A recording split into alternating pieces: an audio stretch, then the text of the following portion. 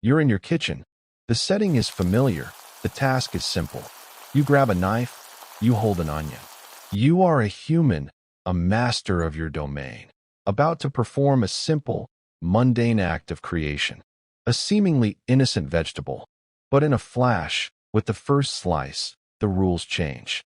Your eyes are burning, your vision blurs, and tears stream down your face. It's an involuntary, agonizing response to an invisible assailant. It's a betrayal, a silent chemical assault from a plant you were about to turn into food. This isn't a simple reaction. This isn't just some gas. This is an act of war. A war fought on a molecular level, where an unassuming bulb unleashes a weapon so specific, so potent, it can bring a fully grown human to their knees in a matter of seconds. Why? What cruel, hidden defense is the onion deploying? Is it a last-ditch effort to protect itself? A biological paradox that we've simply accepted without question? This is the question that whispers in the quiet moments of the night. A paradox that challenges our very understanding of the world we live in. The answer, we find, is not simple magic or a cruel joke. It is a masterpiece of biological engineering, a perfect symphony played by forces so subtle they remain largely unseen. The secret of the onion's power is not one single secret, but a complex, multi-layered solution that begins with the very structure of its being. To understand the onion's defiance, we must first descend into its world, a world where the laws of chemistry operate on a different scale, a world of incredible, unseen power. Let's confront the paradox directly. When we look at an onion, we see a collection of edible, translucent layers. A perfectly harmless, even delicious, vegetable. But beneath this unassuming exterior lies a ticking chemical time bomb, a complex array of compounds held in a fragile state of separation. The onion, like all living things, is composed of millions of tiny cells. And within these cells, the potential for our tears is meticulously compartmentalized. The key players in our story, an enzyme and a specific sulfur-containing amino acid, are kept apart, locked away in different sections of the same cell. This careful separation is the onion's first line of defense. It's a peaceful coexistence, a dormant state of being. But what happens when this peace is shattered? What is the unseen trigger that releases the enemy from its prison? The answer is a simple, yet brutal, act that we perform every day in our kitchens. The moment a knife blade tears through the onion's cell walls, the delicate balance is broken. The enzyme and the sulfur compound are brought together for the very first time, and the chain reaction begins. For centuries, we blamed simple sulfur for our tears. A partial truth, we find, but an incomplete picture. The real culprit is not the sulfur itself, but a silent, unseen catalyst that acts upon it, an enzyme known as alliinase. Think of it as the detonator. This powerful biological molecule is meticulously stored within the onion's cells, waiting for the moment of impact. It is inert and harmless on its own. But the second our knife breaks the cell wall, the alliinase enzyme is freed. It immediately seeks out its target, a sulfur-containing molecule known as trans-S-propanethial-L-cysteine sulfoxide. This molecule, a complex name for a simple compound, is the other half of the puzzle. It holds the key to the onion's hidden power. And the moment it meets the alliinase, a chemical transformation begins. A silent, invisible war is declared. But this reaction, we discover, is not the final step. It is merely the first in a brilliant, terrifying sequence. The magic, we discover, is not in the initial contact, but in what happens next. When the alliinase enzyme acts upon its target molecule, it creates a new, highly volatile compound.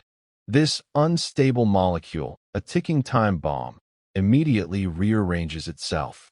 It is a brilliant feat of natural chemistry, a metamorphosis of a simple compound into a potent airborne weapon. And what is this weapon? A gas so specifically engineered to attack our eyes that its very name is an acronym for it. The volatile gas is called Syn-propanethial-S-oxide, also known as the lacrimatory factor, or LF. This gas is the final product of the chain reaction. It is a gas created for one purpose and one purpose only: to irritate and to protect. This is the ultimate answer to our initial question. It is not a random chemical reaction. It is a calculated and brilliant act of defense. But the onion's weapon is useless without a target, and our eyes are the perfect one. The lacrimatory factor is an airborne molecule, a silent, invisible assassin. It rises from the freshly cut onion and makes a beeline for our most sensitive organ, our eyes. It is in our eyes where the final, crucial step of this chemical assault takes place. Our eyes are constantly covered by a thin layer of liquid called the tear film. The LF gas, a molecule designed for this very environment, immediately dissolves in this liquid, and upon dissolving, it undergoes one last chemical transformation. It reacts with the water in our tears to form a diluted but still potent compound, sulfuric acid. Yes, that's right. When you cut an onion, you are literally generating a small amount of acid on the surface of your eyes. The burning, the stinging, the irritation, it is your body's direct, visceral response to a mild chemical burn.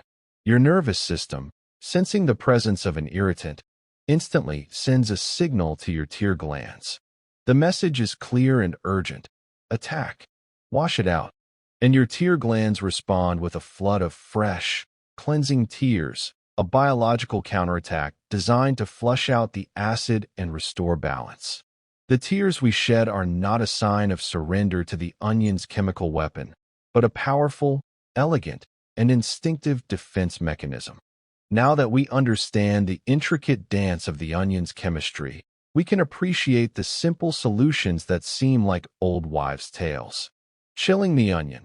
Placing an onion in the fridge or freezer for a few minutes before cutting it works because it slows down the enzyme alliinase. A colder enzyme is a less active enzyme, producing less of the tear-inducing gas. Cutting underwater. Cutting an onion under a stream of running water is a highly effective strategy. The flowing water immediately dissolves the lacrimatory factor gas before it has a chance to rise and reach your eyes. Different onions, different tears. Why do some onions, like sweet Vidalius, make us cry less than a strong red or white onion? It's not about magic, but a simple matter of chemistry. Sweeter onions contain a lower concentration of the sulfur-based compounds that lead to the production of the LF gas. Less chemical raw material means fewer tears. So, the next time you shed a tear while cutting an onion, understand that it's not a simple reaction to a simple vegetable. It's a profound display of biochemistry. It's the end result of a complex, three-stage chemical reaction. An enzyme is released. It creates an unstable molecule. That molecule becomes a gas, and that gas triggers a defensive response in your body. It is a tale of biological warfare, a secret language spoken in molecules, a reminder that even the most mundane daily events hold a world of scientific secrets. It reminds us that the answers to life's greatest mysteries are often hidden in plain sight, waiting for us to look closer, to question our assumptions, and to appreciate the intricate brilliance of the natural world. And who knows what other secrets the majestic creatures of our planet hold, waiting for us to uncover in the quiet moments of the night. The universe, as we've seen, holds secrets far grander than we often imagine. If this journey into the unseen has awakened your curiosity, and if you're ready to explore more of the profound mysteries that surround us, then subscribe to the channel and activate the notification bell. Join our quest to uncover the hidden truths that reshape our understanding of the world. Because the most profound questions often linger in the quiet moments, waiting to be asked and answered.